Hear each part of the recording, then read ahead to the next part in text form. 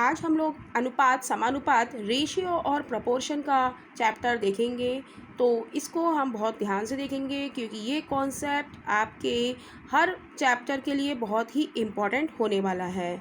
तो अनुपात के बारे में जानते हैं। अनुपात समान इकाई वाले दो और केवल दो राशियों के बीच के संबंध को दर्शाता है और यह संबंध यह दर्शाता है कि पहली राशि दूसरी राशि का कितना गुना है। राइट। तो एक एक पॉइंट को बहुत ही बारीकी से समझेंगे क्योंकि ये एक एक लाइन बहुत ही इम्पॉर्टेंट होने वाली है इस चैप्टर को क्लियर करने के लिए। अनुपात का ये साइन होता है दो डबल डॉट द्वारा सूचित किया जाता है। ए अनुपात बी को हम क्या लिख सकते हैं, ए अनुपात बी। जैसे 3:4 लिखा है तो हम इसे लिख सकते हैं 3:4। इसका मतलब क्या है, डबल डॉट का मतलब अनुपात। जैसे 5/45 है, 5:45 है, इसे रेशियो कहेंगे इंग्लिश में और हिंदी में क्या कहेंगे, अनुपात। तो हम इसे लिखेंगे 5/45। 5:45 को हम क्या लिखेंगे, 5/45। तो 45, तो 5 से काटेंगे, 5 एकम 5, 5 ने 45। तो 5:45 क्या है, 1/9, यानी कि 5/45 का 1/9 गुणा है। ए रेशियो बी को A/B भी लिखा जा सकता है। जैसे हमने लिखा 5:45 को 5/45, यानी कि A रेशियो B कुछ भी हो तो हम उसे A/B के रूप में लिखा जा सकता है।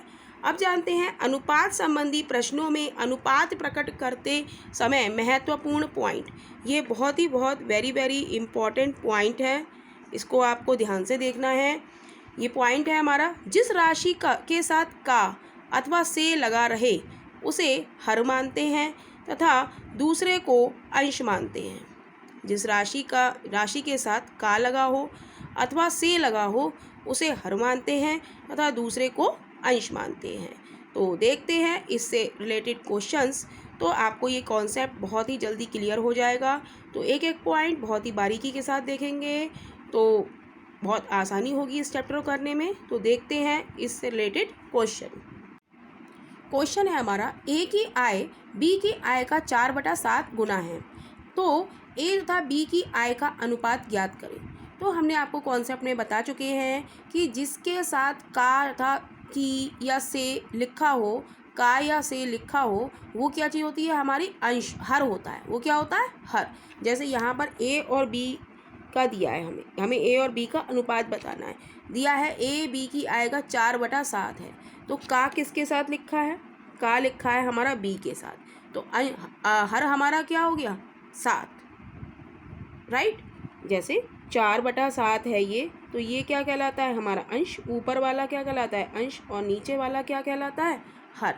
तो ये कह रहे हैं हमारा कॉन्सेप्ट है कि जिस राशि के साथ का या से लिखा होता है वो क्या होता है, हर होता है। यानी कि हर यहाँ पे क्या है, 7, और का किसके साथ लिखा है, बी से। तो हम बी के नीचे क्या लिख देंगे, 7, और जो बचा वो हमारा क्या है, ए, यानी कि 4:7। तो ए अनुपात बी हमारा क्या है, 4:7। नेक्स्ट क्वेश्चन है हमारा, किसी छात्रावास में छात्रों की संख्या कुल विद्यार्थियों का 7/11 गुणा है, तब छात्र तथा छात्राओं का अनुपात क्या होगा।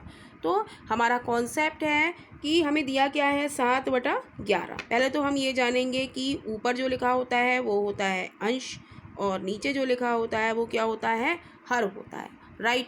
अब हमारा कॉन्सेप्ट था कि जिसके साथ का या से लिखा होता है वो क्या चीज़ होती है, हर होती है। तो क्या लिखा है, छात्रों की संख्या कुल विद्यार्थियों की, और छात्र तथा छात्राओं की संख्या का अनुपात हमें निकालना है। तो हम एक छात्र लिखेंगे, रेशियो छात्राएं लिखेंगे, और रेशियो क्या लिखेंगे, कुल विद्यार्थी। राइट। तो यहाँ पर क्या है, कुल विद्यार्थियों के साथ क्या लिखा है, का। तो कुल विद्यार्थी हमारे क्या हो जाएंगे, 11। जो जिसके साथ का लिखा होता है वो क्या हो जाता है, हमारा हर। तो यानी कि कुल हमारे कितने हैं, 11। और छात्रों की संख्या का है ना, तो छात्र हमारे कितने हो गए, 7 हो गए। राइट। तो छात्राएं कितनी हो जाएंगी, तो कुल छात्र हमारे 11 हैं, 7 छात्र हैं, तो छात्राएं हमारी कितनी हो जाएंगी, 4। 11 में से 7 गया 4। तो छात्र और छात्राओं का अनुपात हमारा कितना आ गया, 7:4। तो यही इस क्वेश्चन का आंसर है। नेक्स्ट क्वेश्चन है हमारा, किसी छात्रावास में छात्रों की संख्या कुल विद्यार्थियों का 7/11 गुणा है, तब छात्र तथा छात्राओं का अनुपात क्या है। तो हम देखेंगे कि 7/11 ये हमें दिया हुआ है, तो इसमें 7 क्या है, अंश है, और 11 क्या है, हर है, राइट।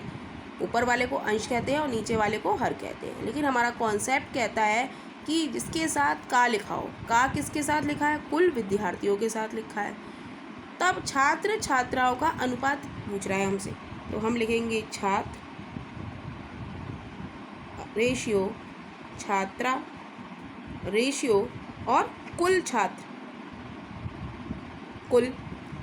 तो का हमारा किसके साथ लिखा है, कुल विद्यार्थियों के साथ लिखा है, तो कुल विद्यार्थियों के साथ जिसके साथ का लिखा होता है उसे हम क्या मानते हैं, हर मानते हैं। यानी कि कुल जो संख्या है वो हमारी क्या दी हुई है, 11 हमारे टोटल छात्र हैं। और क्या दे रहा है, छात्रों की संख्या, और उसके अलावा जो है वो जो लिखा हुआ है, छात्रों की संख्या क्या हो गई, रेशियो 7।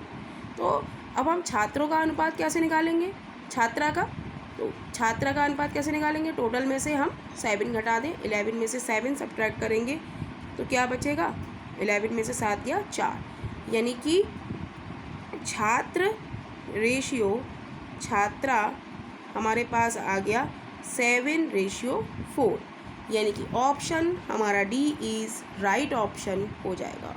नेक्स्ट क्वेश्चन है हमारा, एक फल की टोकरी में आम तथा सेब रखे हुए हैं, इसमें आम की संख्या टोकरी में रखे कुल फलों का 5/12 गुणा है, तो बताएं कि टोकरी में आम तथा सेब की संख्या का क्या अनुपात है। तो सबसे पहले हम ये फ्रैक्शन देखेंगे 5/12।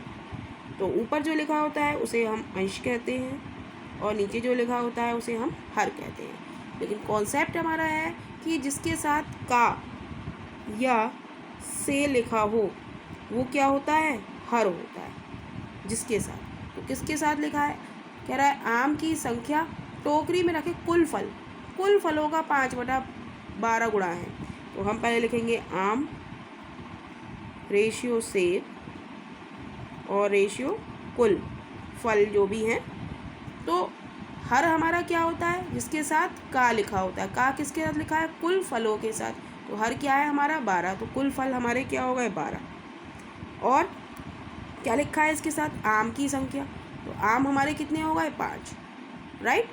इसके साथ का लिखा है वो तो हो गए हमारे कुल, क्योंकि टोकरी में कुल का किसके साथ रखा है, कुल फलों के साथ। और आम की संख्या है, आम की संख्या, तो आम कितने हो गए हमारे 5, कुल फल हो गए 12 और आम क्या हो गए 5। तो सेब हमारे कितने हो गए, 12 में से 5 गया 7। तो हमसे क्वेश्चन है पूछा है आम तथा सेब की संख्या का अनुपात क्या होगा। तो आम और सेब की संख्या का अनुपात होगा 5/7, यानी कि option D is right option हो जाएगा। नेक्स्ट क्वेश्चन है हमारा, चीनी और पानी के घोल में पानी की मात्रा पूरे घोल का 6/13 गुना है, तो बताइए घोल में चीनी तथा पानी का अनुपात क्या है। तो हम पहले रेशियो लिखेंगे, 6/13 हमें दिया है, ऊपर वाला अंश और नीचे वाला हर कहलाता है, राइट। तो हमारा कॉन्सेप्ट कहता है कि जिसके साथ का लिखा हो, का किसके साथ लिखा है, पूरे घोल के साथ लिखा है, तो और हमें तो वो क्या हो जाएगा, जिसके साथ का लिखा है वो हमारा क्या हो जाएगा, हर की वैल्यू हो जाएगी, यानी कि पूरे घोल की मात्रा कितनी हो जाएगी 13। हर में कितना है 13, तो पूरा घोल की मात्रा कितनी है 13, राइट। तो हम लिखेंगे चीनी रेशियो पानी, राइट, और यहाँ लिख लेंगे हम कुल। तो जहाँ पर का या से लिखा हो वो क्या होता है हमारा, हर होता है, हर की वैल्यू होती है। तो पूरे घोल के साथ लिखा है तो कुल हमारा क्या हो गया 13।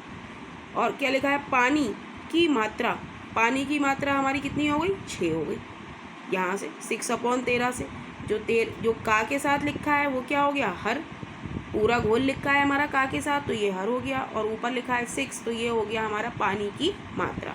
तो चीनी की मात्रा हम निकालेंगे तो ये हो जाएगा 13 - 6 = 7, यानी कि चीनी रेशियो पानी, यही हमसे पूछा है कि चीनी और पानी का अनुपात क्या होगा 7/6, यानी कि ऑप्शन हमारा डी इज़ राइट ऑप्शन हो जाएगा।